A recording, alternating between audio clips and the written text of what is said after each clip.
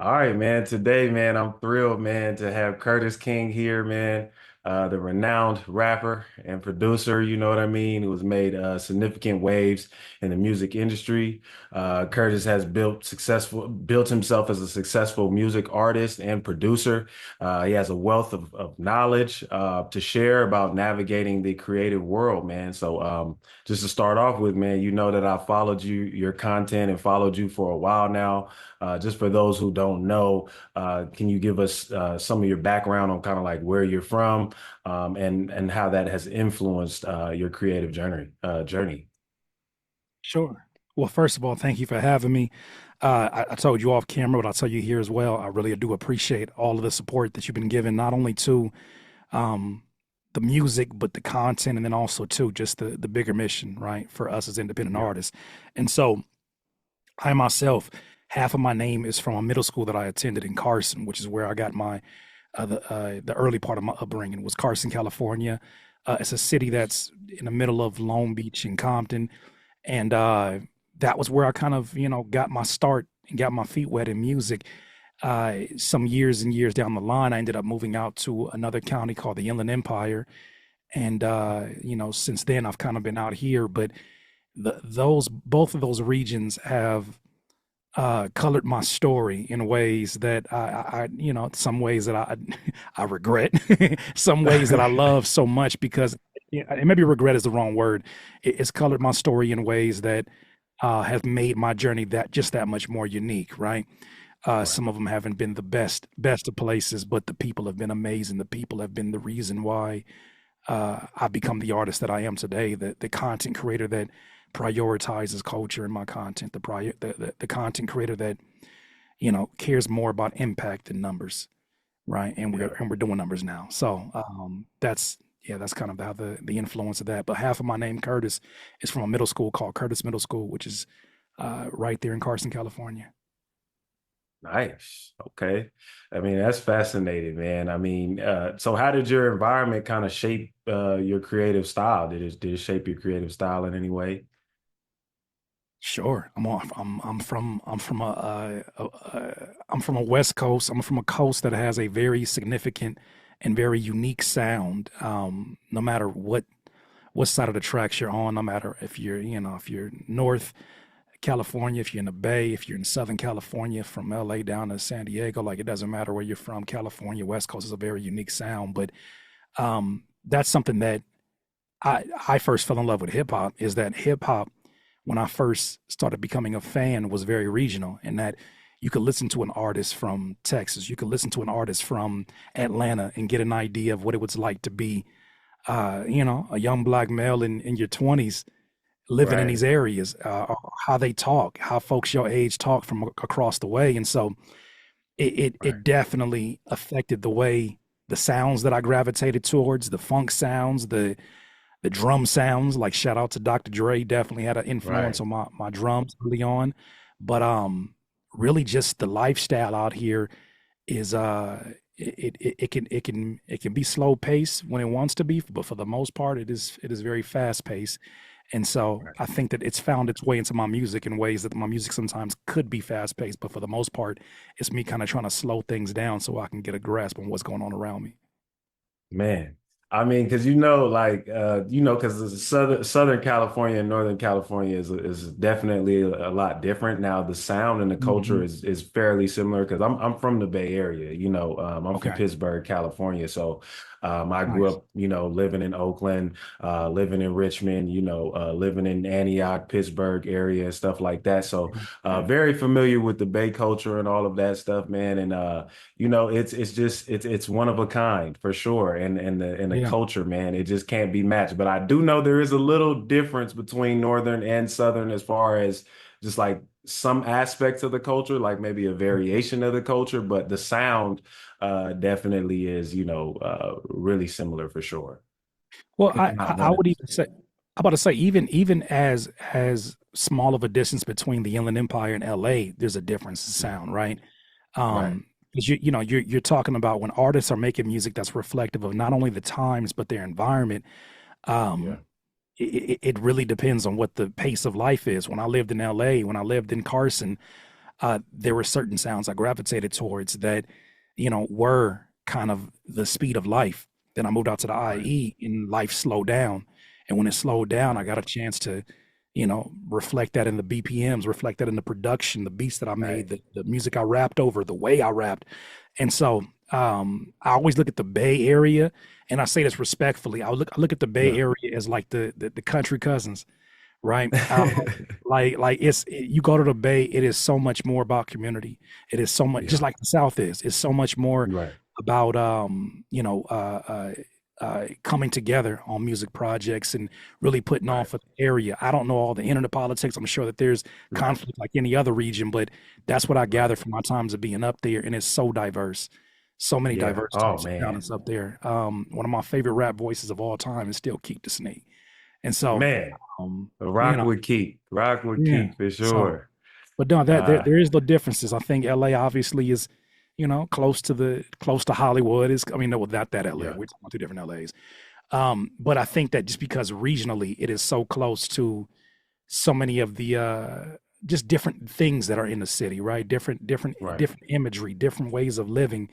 It affects it. But honestly, these are all stories that any ghetto can Right. relate to. Right. No, 100%, man. I thank you for that. So I wanted to ask you a little bit about this. Why did you choose the independent route? Was it more so based around money? Was it more so based around ownership? Or was it maybe both of those? What kind of drew you to kind of take that route? When I went independent initially, I had pursued the industry, and thankfully, I had a couple of, funny. One of the names right now is circulating heavy right now. DJ Head was one of the Okay. folks that I was kind of moving around the city with. We were both managed by the same manager and Salas Money, and I think that what they gave me was a true to life perspective on what this thing can look like, what's needed to be Yeah. done, and to be completely transparent with you, I my personality was way too abrasive for a lot of those environments.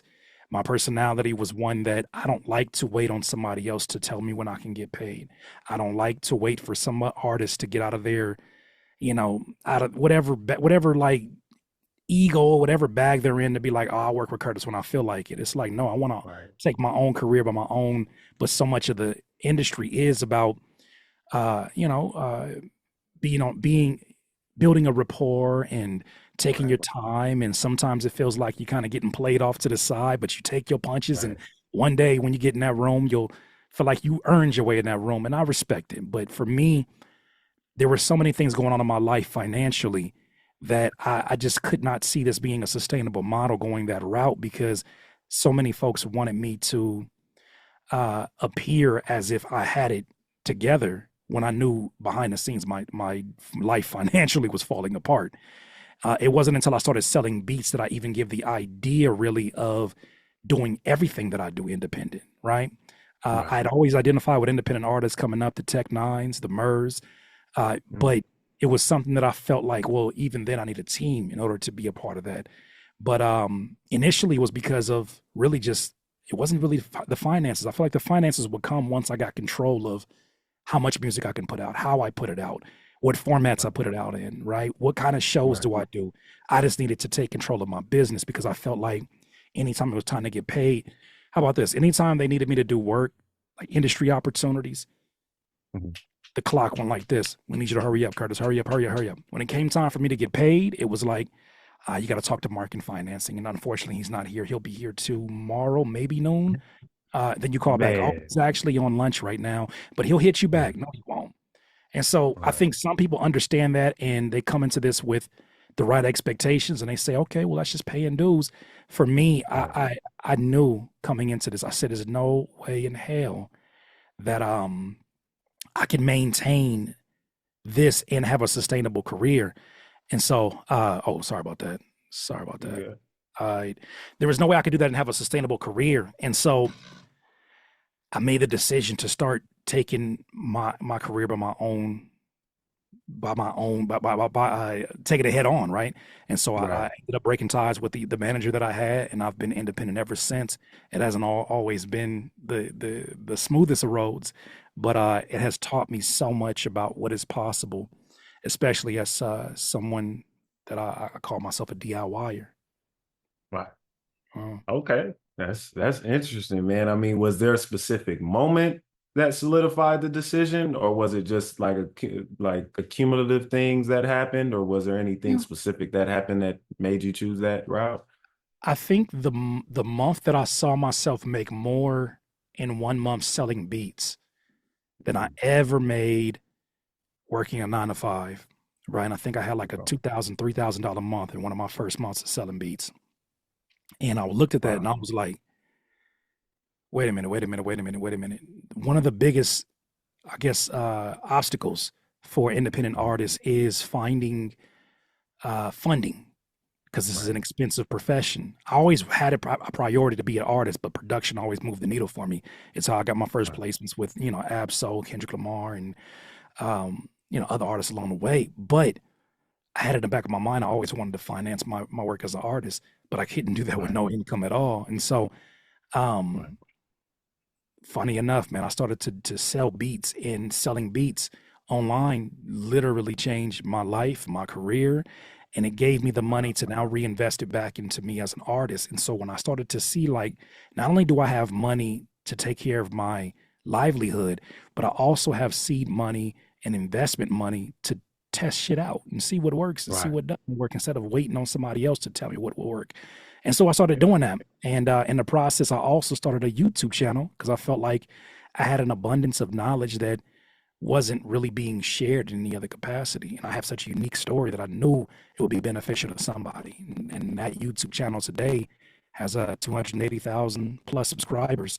And we did it the Right. hard way. We didn't, I do a lot of reaction content, which is really easy to get views on now. But I started Yeah. off doing tutorials. I started off doing content that other people were afraid to approach, things like Right. why my friend not supporting my music career, Man. stretches you should do while you're at the desk because you get neck pains and back pains the older you get. I just made all that kind Right. of content. And Right. along the way, man, I was paying my dues. And eventually it led to me having the independent career that I have today, which, I've been on tour. Uh, I've worked with artists like Hit Boy. I've worked with at one point in time, Glasses Malone, and Wow. all these different folks that have come along. But to me, even beyond those names, the true story of my career is the impact I like to feel that I've had on independent artists and music producers around the world simply by just getting on that camera and sharing some thoughts or doing interviews or whatever the case may be. But nonetheless, man, that was probably the first thing that happened where I was like, wait a minute, I got placements and I'm still waiting to get paid for those. I just sold a few beats the other night and I can go Man. grocery shopping with that. This might be Right. the route for me. Man, man, that's significant right there, man. And I got to give it to you because again, you've inspired me, man. I mean, there's been times where I go look up a tutorial from you, man, and just even some of the simple things, even with down to like creating your website and being able to set it up to go direct to consumer, just like it's just a whole lot of other tutorials as well. I'm going to get into it here with this question, but I just wanted to know, like, was there any moment, like, what are some moments in your career that like you're particularly proud of, like, just outright, like, just one particular moment that you're just like, man, this is what, yeah, it changed my life, but like this is when I knew, okay, I'm gonna take this thing to the next level, like beyond anything, like I'm gonna really take this to the next level and hone in on this.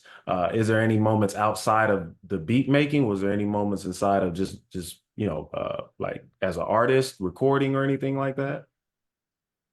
Yeah, I mean, it's been so many moments that, my philosophy for the most part, I know I'm going to miss out on a story that I'm going to think about in an hour and be like, damn, why not tell that one? But it's like You're good. my philosophy has been you achieve it and you keep on moving. You achieve it and leave Okay. it, right? Sometimes you go Right. back, you achieve it and leave it, but sometimes you have to go back to receive it. Sometimes you got to go back to be like, I did do that, to remind Yeah. yourself. But my thing is like, they always have the saying that you're only as good as your last one, right? Your Right. last hit. And I look at my career, and it's not that I'm not grateful, but it's like the best is yet to come, and I truly believe that as a mantra.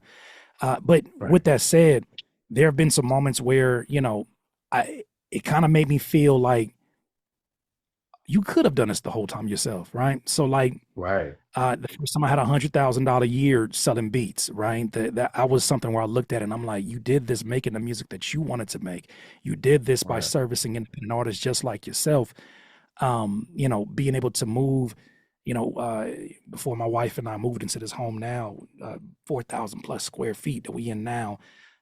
We was living in a teeny weeny 500 square foot apartment.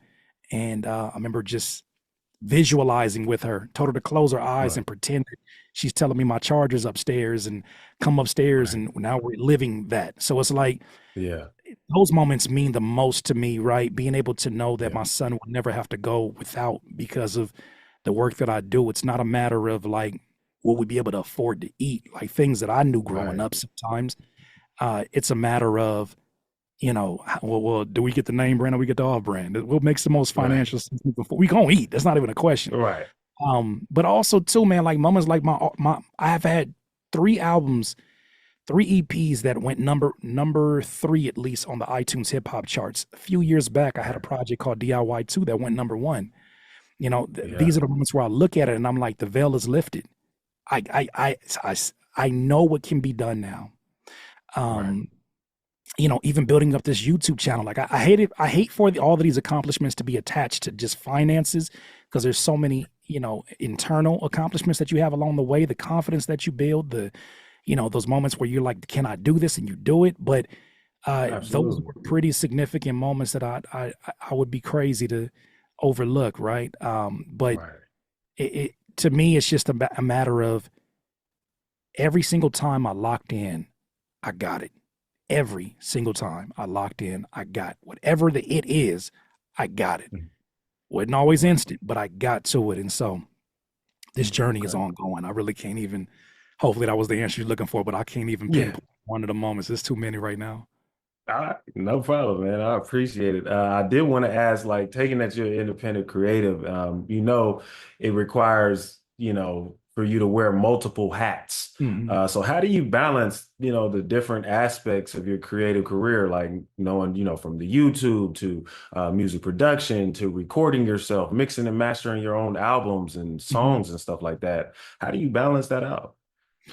I don't think you could achieve balance, or at least I couldn't achieve balance without honing in on every single one of those. Like it's the only thing that I can do. Right. At one point in Mhm. time, I focused on nothing but my music production, and I gave that Right. the focus that it deserved. I gave it the music theory learning it deserved. I gave it the scale learning it deserved. I gave it the Right. okay, that's the difference between swinging the drums type of focus. Same thing with my artistry. I sat there bar by bar and I said, what are ways that I can change the patterns? Are there some double entendres that I can work on? Am I in the Right. pocket? Can I find a different? Like these are things that you only get when you hyper focus on these areas. Also, Right. I became a DIYer on accident. In the beginning, I mean, I Mm. still, would love to have help in some of these categories, but as you may Right. know, people aren't reliable a lot of the times, especially when Man. you're still building on something and they don't believe it necessarily. Um, Right. and so I would have loved the help, but if I was waiting on the help, I would have still been waiting today, right? And so Man. I just decided to be like, you know what? I'm not the best video editor, but I'll learn how to edit on Windows Movie Maker. I think was the first one I was on. I Man. don't know how to produce, but FL Studio seems like it's something I can kind of get used to. Okay. But even before FL Studio, I was working on a PlayStation making beats. There's a Oh, game called wow. MTV Music. It's a game called MTV Music Generator. A lot of producers already know about this, but I used Right. that game and that's how I made my first beats. So it's like it's never a matter of if with me. It was always a matter of when. And so what was the question one more time? Just so I'm making sure that I'm I catching was up. just asking how you kind of balance wearing all Balance of it. those Okay. hats. So I try. all these years to figure out what balance is supposed to look like. And I stumbled across this quote that said, what you actually, they said in your line of work, it is impossible for you to achieve balance because you cannot Mm, put one task on a scale and put another task on a scale and look at the numbers and say, okay, these are equally yoked, right? right, An hour with your son versus an hour making a beat is not the same. You know what I right, mean? So when we say we're going to right, achieve balance, I want to work an hour on a beat and spend an hour with my son. It just doesn't work like that in real life. right. So they said in that quote that what you're actually wanting to achieve is harmony between all these things. So for Mm, me, what creates the harmony is knowing that when I am a producer, I am only a producer. When I right, come up with a chorus, I'm back in artist mode and I am only an artist. And so right. when I do those things, I also give perspective to when I zoom out. I learned this from my former manager, Salas, and that don't forget at the end of the day, the reason why you can do all these things is because at first you are creative. Zoom out, you're a Right. creative. Some of the creative things that you do are produce, make music, or you know what I mean. You may do graphic design, and um, also too along the years, the tools became a little bit easier to kind of grasp once you got the basics. When I taught myself Photoshop, Photoshop got easier and Man, easier and easier to use. Now we got Canva these days. We got AI these days. And so right. It's um crazy. it is, man. And even today, like I put out a visual for a song I have called High Hopes. And I shot it in my backyard and I was like, I want to use generative expand and feel to make my backyard look like there's a river in the backyard and there's a snake that's crawling across. And I was like, I'm gonna just go do it because I can do it. So the how do I balance it? I don't. I find harmony in it all. And at the end of the day, the happiest person in me is the creative because I get to Okay. go out and shoot a video, edit it Right. after already doing the music, you know what I mean? Making a hook, doing Yeah. verses, right? I get to do all of that. And that's something else too, is that I think folks who seek to do this never forget. I just said it. There's a difference between I have to and I get to. If Yeah. you replace your have tos with get tos, yes, it's overwhelming. Yes, there's bags under my eyes for a reason, but I get to do this as a profession. What am I really complaining about? Right. So, 100%, man. I love it. I love that answer, man. Just got a couple more questions, man. I just wanted to know, like, mhm. what does a typical content creation day look like for you? Chaos. Okay, yeah. Want the answer? You want the real answer? You want the political answer? Political answer would Uh, be political answer would be, oh man, I organize it all. I have it on my whiteboard every Tuesday. No, that ain't what happens. What happens is okay. last week was the first week that I bulked all of my micro vertical videos for these new songs that I'm promoting. I've been putting like a new Okay. song out every week. It's the first time I did it Okay. in what I guess the first time ever, except for my YouTube content, which I usually bulk. Okay. But this was the first time uh, that I had it ready to go. But my typical content days, it's been so automated because of me not having a staff. I said, okay, well, I got to automate so many of these things. Now, Yeah. I used to, old school days, you get the SD cards, you put them in the camera, you find the angle, you hope that you're in focus, you pray that you're in focus. Right. You shoot it, and then you look back at playback, and you notice, okay, I had a weird barbecue stain on that part of my jeans. Okay, let me Right. fix that, or do it again. And you do all of that. Go into the editing. You chop it up. You cut it. You do the color correction. Now, Right. thanks to OBS, I'm able to do all that stuff with just a push of a button, no SD card. And so my content days are literally setting up my laptop, hooking it up to OBS and a DSLR camera, right? My Lumix Right. GH5, and I just let it go. I just shoot as much content as necessary. Also, every single week I make new content on Thursdays for my YouTube channel. So I have reaction content that I do as a media outlet, as in Curtis King Reacts. I have the content that I shoot specifically for my songs, which for every song there's at least 3 to 5 pieces of content that I'll make. Wow. Um, so that's out the gate already good, right? So you're talking about Right. a 1 minute video of me doing a verse, 1 minute video of me doing a second verse, a 30-second video of me doing the chorus, another video where it's a lifestyle video where I'm just sitting down at the table eating or reading a book, but the music is in the background to show you what it fits into how it fits into your lifestyle. Number Right. five would be, behind the scenes clip because I record Right. everything live from my live streams in a series I have off location. So it, it really, as I say that out loud, my journey doesn't really, I guess my business model now doesn't necessarily need a content day because every day some kind of content is being made, or I can go get it off of the 1,800 videos that I've already uploaded, Right. or the interviews that I do now. Every time I do another interview, there's more content I'll be chopping from. So even Okay. right now, I'm Okay. thinking about, like, of course, with your permission, it will be vertical videos that would happen because of this. But that's Yeah. Oh, oh, it's a you don't even literal gotta day to day. ask. Come on, it's a literal day to day situation where when I'm at my best, I will bulk up all Okay. the content, but for the most part, I get up and I say, "What do you want to create today, Curtis?" And I Okay. sometimes like that chaos, to be honest with you.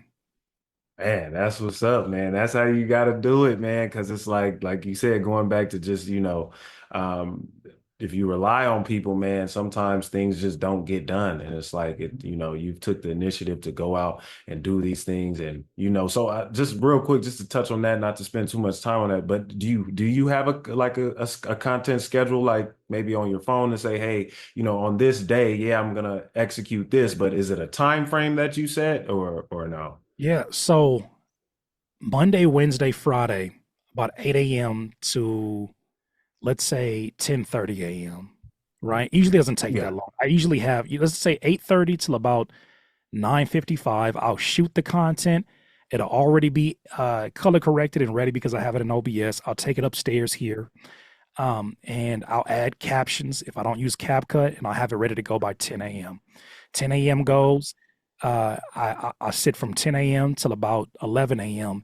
and I schedule that piece of content to go out 3 times the same day, and I fill up the rest of that with a project that I've already released or other singles that I released, so that no matter what's going on, there's always a constant flow of um of uh, uh of content to go back and binge watch. Uh, I just saw. You familiar with Tieta from Russell's camp? Yeah. So I just saw an Yeah. interview that she said something that was pretty thought provoking, in that the way that they kind of push his content is that they look at it as he is a TV channel, or he is a Netflix series. And every piece of Right. content he makes is another piece of content that a new person can go binge watch if they fell in love with the first thing that they saw. And they said, "How many times have you watched Right. a show and you were like, oh, I gotta watch? They got 5 seasons. Oh, I'm about to binge watch Right. all of this." So I'm trying to be Right. somebody's Breaking Bad. I'm trying to be somebody's Right. Better Call Saul, but just with Right. music that motivates you, music that is very vulnerable, music that is all of that. And so 10 Right. to 11, I'm scheduling out all of those posts. And every time I make a new post, I got more content and more archive to pull from. Every single one of those posts are leading back to one place, and one place only. I should say two places: curtisking.com and curtisking.bandcamp.com. There is no direct to consumer business for me without content creation, without social media. And so I'll post Okay. on the new content I make. I'll post it on Twitter. I'll post it on TikTok. I'll post it on YouTube Shorts, and then I'll post it on Instagram. And Okay. let it just float and do what it does. And then Right. from there, I just kind of schedule out, throughout the week. But yeah, it's now finally starting to gain a little bit more glue than it did before. Okay. Because at first I was just posting whatever I wanted to post whenever I wanted to post it. Okay. Man, thank you, man. That was enlightening. Like I said, just got a couple more questions real quick. So what advice would you give to young rappers or producers today that have no budget? Mhm. Um, that are interested in kind of trying to be independent? Like what kind of information and advice could you give to them if they have no budget and they really want to be independent though? Right.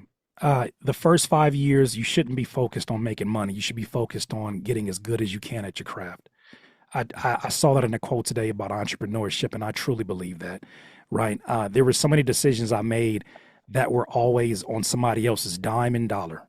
It was so many people that I was like, man, could I get a beat? Man, can I get a feature? And you end up becoming a nuisance. And the moment that person is in a position where they're too busy, you no longer have that person to go to, and it's back on you. Well, instead of Right. waiting until it's all on you, why don't you just say, for the next 5 years, I'm going to work a job.